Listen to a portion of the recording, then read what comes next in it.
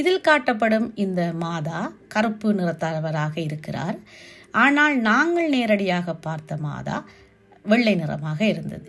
சில நேரம் அந்த சிலை பழுதாகப்பட்டு போனதால் புது சிலை ஒன்று அதற்காக கொண்டு வந்து வைக்கப்பட்டிருக்கிறதோ எனக்கு தெரியவில்லை. யாராவது உங்களுக்கு தெரிந்திருந்தால், எனக்கு இதில் நான் கூறாத விடயங்கள் ஏதாவது இருந்தால் தயவு செய்து எங்களுக்கு அறியத்தாங்கோ.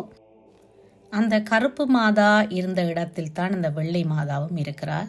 அதே போல அந்த கோயில்களுக்கு ஆரம்ப காலத்திலிருந்து பணியாற்றி இறந்தவர்களின் புகைப்படங்களும் அந்த கோயிலுக்குள் வைக்கப்பட்டது. சைவ கோயில்களில் இறந்தவர்களின் படங்களை, நாங்கள் இறந்தவர்களின் சமாதிகளை உள்ளுக்கு கொண்டு போவதும் இல்லை, வைப்பதும் இல்லை. ஆனால் தேவாலயத்தில் அதற்கான உரிமைகள் இருக்கிறது. இரண்டும் வேறுபட்ட திசைகளை நோக்கி செல்லும் மதங்கள் என்பது இதிலிருந்தே